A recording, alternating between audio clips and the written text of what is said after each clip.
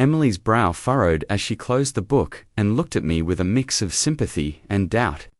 Daniel, I'm not saying you're lying, but are you sure you weren't? Imagining it. Maybe you're just under a lot of stress, and I interrupted her, my voice rising. No, I saw it. The words were there, and then things started happening, things that I read in the book. It's like it's manifesting my fears. Emily's expression softened, but I could see the skepticism in her eyes. Okay, let's just take a breath. Maybe we can figure this out together. If you're feeling overwhelmed, I'm here for you. I wanted to believe her, but the pit of dread inside me only deepened. Emily had always been calm and rational, but now that calmness felt like dismissal. I took the book back, clutching it to my chest as I left her apartment. The doubt crept into my mind, whispering that maybe she was right. Maybe I was just losing my grip on reality. But as I walked back to my apartment, a sense of wrongness clung to me. It was as though the world itself had shifted just slightly. The people passing by seemed distant, their expressions vacant. And when I tried to engage with someone, a stranger, at a cafe, a cashier at the grocery store, their responses were delayed. I reached my building, every step feeling heavier than the last. I glanced at the book tucked under my arm. Its pages felt cold, as though it was somehow absorbing the life from the world around me. The weight of Emily's skepticism hung over me like a dark cloud, intensifying my anxiety. As night fell, my apartment seemed even more stifling than usual. The silence pressed in from all sides, broken only by the ticking of the clock on the wall. The book lay closed on my desk, but I felt its presence, almost as if it were calling to me. I resisted the urge to open it again, but my mind kept drifting back to the previous entries. Replaying the details over and over, I tried to distract myself. Scrolling aimlessly through my phone and flipping through TV channels, but nothing could hold my attention. A deep sense of unease had settled in, and no matter how much I tried to convince myself otherwise, I couldn't shake the feeling that something terrible was just around the corner. Then, the phone rang. The sudden sound startled me, my heart skipping a beat. I glanced at the clock, 11:34 p.m. Who would be calling at this hour? The number on the screen was unfamiliar, but something compelled me to answer. I lifted the phone to my ear, and all I heard was static, a low, continuous hiss. Hello, I said, tentatively, but there was no response, only static, and then, faintly, as if from far away, I thought I heard my name, distorted and warping through the static. Hello, I repeated, my voice growing uneasy. There was a faint click, and then the static stopped. For a moment, the line was dead silent, and I was about to hang up, when a voice emerged from the quiet, soft and familiar. It was my grandmother's voice. The realization hit me like a punch. To the gut, she had passed away over a decade ago. Daniel, she said, her voice clear yet hollow. Remember the story I used to tell you? My breath caught in my throat. I had no words, only a growing sense of dread. She had always told me bedtime stories as a child, comforting me when I was scared of the dark. I'm here, Daniel, the voice continued, but it was beginning to distort, warping into something that no longer sounded quite human. It was as if multiple voices were overlapping, speaking in unison. And none of them belonged to her anymore. The phone slipped from my trembling hand and clattered onto the floor. I stumbled back, my skin prickling with cold sweat. I forced myself to pick up the phone and check the call log. The number was still there, but when I tried to call it back, the line was disconnected. With shaking hands, I reached for the book. I knew I shouldn't open it again, that I should throw it away or burn it, but the need for answers, no, for some kind of explanation, was overwhelming. I opened the book to a random page, and there it was, an entry written in neat, faded script, a fear of the past reaching out to the present, the voice of a loved one long gone, breaking the silence of the night. I closed the book and slid it to the far edge of the desk, but the unease lingered, crawling over my skin like static. The next morning, I called Emily. The phone rang and rang, but there was no answer. I tried again, and still, only the monotonous drone of the ringing met my ears. A heavy knot formed in my chest, tightening with every unanswered call. I texted her, then tried calling some other friends, just to hear someone's voice. Nothing. Not a single response.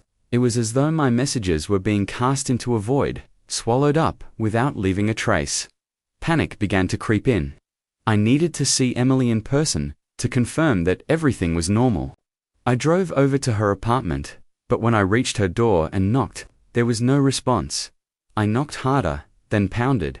Still, nothing. I tried the doorbell. No answer. It was as if the entire building had gone silent. I pressed my ear to the door, listening for any sound, any sign of life. There was only the faint hum of the distant traffic, the muted ticking of a nearby clock. I went to the building's manager to see if Emily was home. His face was blank when I asked him about her. He scratched his head and said, "Emily, are you sure you have the right building?" He stared at me like I was some stranger speaking a different language. "She lives here," I insisted, feeling a mixture of fear and anger rising within me. "I've been to her apartment before." He shook his head slowly. "Sorry, but I've worked here for years, and I don't recall anyone named Emily living here." His tone was indifferent, almost dismissive. It was impossible. I had visited Emily yesterday. It had to be a mistake or a sick joke. As I left the building, a chill ran down my spine. The streets outside seemed oddly empty, with fewer cars and people than I remembered. I wandered aimlessly, trying to shake off the sense of abandonment. That gnawed at my gut. The world around me felt thinner, like it was losing its substance, becoming a shadow of itself. I reached for my phone again, frantically scrolling through my contacts. Some people were missing from my contact list. Friends, acquaintances, even family members, ... Gone. I drove to my parents' house. The roads growing eerily quiet as I neared the familiar neighborhood. When I arrived, the house stood empty, the windows dark and lifeless. I pounded on the door, shouting their names, but there was no answer. The door swung open, revealing a barren, dust-covered interior that looked as though it hadn't been lived in for years. I stumbled back, my thoughts a chaotic swirl. I tried dialing my parents' number, but the call didn't go through. There was only a hollow voice saying, "The number you have dialed is not in service." It repeated the message again and again, as if mocking me. My world was shrinking. The people I had known, the places that had been so familiar, were slipping away. It felt as if reality itself was erasing them, leaving me isolated in an increasingly empty world. I tried visiting an old friend who lived in the next town over. When he answered the door, his face was pale and vacant, his eyes unfocused as though he was half asleep. Do you remember me?" I asked, my voice trembling with desperation. "We used to hang out all the time, don't you remember?" He blinked at me, his gaze unfocused. "You shouldn't have opened the book," he murmured, his voice flat, as if reciting something from memory. "What?" I stepped back, my skin crawling. "What did you say?" His expression remained unchanged, his lips moving soundlessly before he repeated the phrase, "You should have never opened the book." His eyes seemed to glaze over as he spoke, and I felt a coldness settle over me. A dreadful certainty that I was slipping further away from the world I once knew. I left in a daze, my mind racing with questions, but no answers came. As I drove back to my apartment, the streets were emptier than ever. It felt like a dream, a nightmare that I was unable to wake up from, and all I could do was keep driving, hoping against hope that someone, anyone, would still be there when I returned. By the time I reached my apartment, night had already fallen, and an oppressive silence seemed to blanket the building. I hesitated before unlocking the door, a nagging sensation that I was walking into a trap. But I had nowhere else to go. It felt like the entire world had been swallowed by darkness, and this was the last patch of ground that still existed. As I stepped inside, the air felt colder than usual, and a strange quiet settled over the place. I flicked the light switch, but nothing happened. I tried another one, but the bulbs stayed dark. Then, out of the corner of my eye, I saw it. Standing across the street, directly facing my window, was a pale figure. I could feel its gaze, heavy and unyielding, boring into me from across the street. The figure wasn't moving. It wore a pale, featureless face, blank and devoid of expression, its surface reflecting the streetlights in a way that made it seem almost translucent. And then it disappeared. Over the next few days, the figure would return. Sometimes, it appeared outside the living room window, other times at the back, near the alley. As time went on, the figure crept closer and closer, until one night, I found it standing directly outside my bedroom window, its pale face peering in through the glass. I froze, my breath hitching in my throat as I locked eyes with it, or what would have been its eyes, if it had any. There was nothing there, only a smooth, featureless surface that somehow managed to exude a sense of malevolence, and then, it was gone. The days blurred together after the encounter with the pale figure. Sleep became a rare occurrence, and when I did manage to close my eyes, I found myself trapped in a maze of dark corridors and whispering shadows. Each time I woke, I half expected to see the figure standing over my bed. One night, I found the book resting on the kitchen counter, its pages fluttering open as if caught by an invisible breeze. The words faded into view, and I read them with a sense of grim inevitability. The fear that everything around you is just a reflection of your mind, that reality is bending to your will, or your despair. I shivered as the room seemed to grow colder, the lights dimming as though a shadow had passed over them. I grabbed the book and threw it across the room in frustration, the leather cover thudding against the wall. It landed with a heavy slap, lying there with its pages fanned out. For a brief moment, I thought that might be the end of it. But then the lights flickered, and the familiar chill settled over the apartment. There was a pressure in the air, a sensation like being watched. I turned and the walls seemed to bend inward, as if being drawn toward a single point in the living room. I watched, frozen in place, as a shape began to form. A dark, indistinct mass that seemed to pulse and shift like a living shadow. It was as though the very fabric of reality was unraveling before my eyes. Then the shadow parted, and the figure emerged, stepping forward with a slow, deliberate grace. Its form was more defined now, almost human, yet there was an unnatural fluidity to its movements. It seemed to float just above the ground, its limbs swaying as if caught in a current. The figure's face remained featureless, but its presence was unmistakably more powerful, as if it had grown stronger with every fear I had confronted. And as it moved closer, I realized something. It wasn't just feeding on my fear, it was shaping itself based on the darkest parts of my mind. It was then that the truth began to settle in. A cold, unyielding realization that clawed its way into my thoughts. The figure wasn't an external force, it was a manifestation of the book, of my own mind. The book wasn't just documenting my fears, it was bringing them to life. I tried to steady myself, to gather my thoughts. But the room seemed to pulse in time with the figure's approach.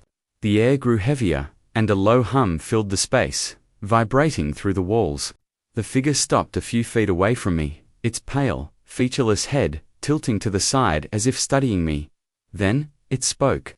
Not in a voice, but through a thought that seemed to echo in my mind. It was a presence that filled the room, a darkness that whispered my name. You brought me here. The figure stepped even closer.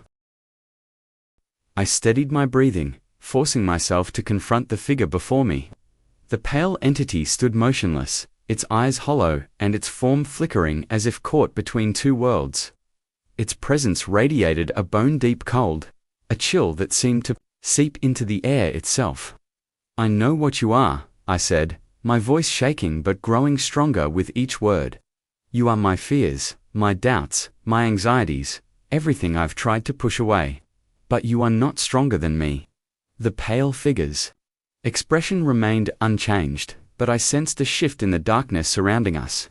It seemed to pulse, reacting to my words, as though the very fabric of the nightmare was beginning to fray at the edges. I accept that these fears are a part of me, I continued, but they don't define who I am. I am more than my darkest thoughts, more than the terror that tries to consume me. For a moment, the figure stood as if frozen, its form wavering, becoming less solid. The air grew lighter, as though a weight had been lifted. The figure's shape blurred, its outline dissolving into a haze of grey smoke.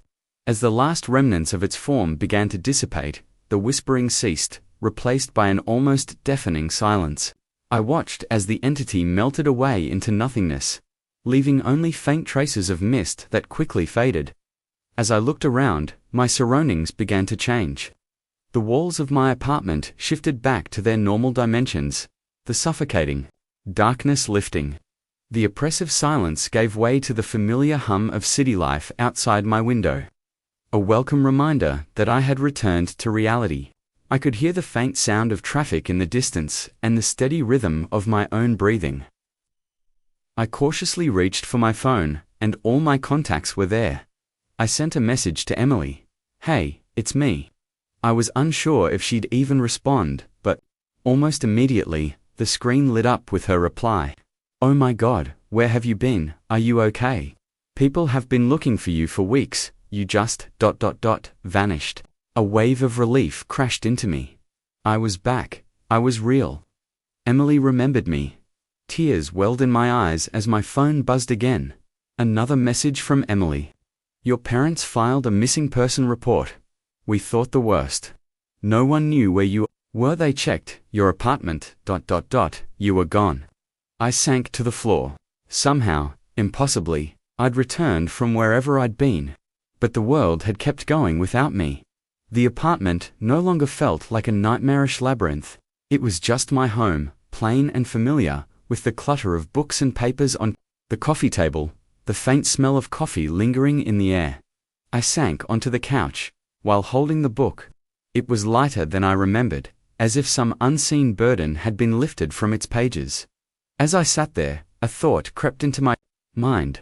This experience wasn't something I could forget, nor should I. The book was more than a cursed object. It was a mirror that had forced me to confront what I had buried deep within myself. In some strange, unsettling way, it had helped me. It had shown me that facing the darkness was the only way to let the light back in. I decided to keep the book. Not as a relic of horror, but as a reminder of the darkness I had faced and the strength it took to overcome it. I placed it on my shelf, where it sat among other leather-bound volumes. From a distance, it looked ordinary, unremarkable, as though it was just another book in my collection, but I knew that if I ever needed to remember the lessons I had learned, the book would be there, waiting to remind me of what I had endured and conquered. As the days passed, life seemed to return to normal. My anxiety didn't vanish overnight, but it no longer had the same power over me. I had confronted the fears that had once ruled my life, and I had come out on the other side stronger. The book remained a part of me, a silent witness to the darkness I had faced, and a testament to the fact that even the deepest fears could be challenged. I don't know if lost pages will ever reappear. I don't know if the book is truly done with me, but I do know this: some fears aren't meant to be buried, they're meant to be faced. And maybe, just maybe, survived. Have you ever experienced something you couldn't explain? Would you have opened the book? What do you think Lost Pages really was?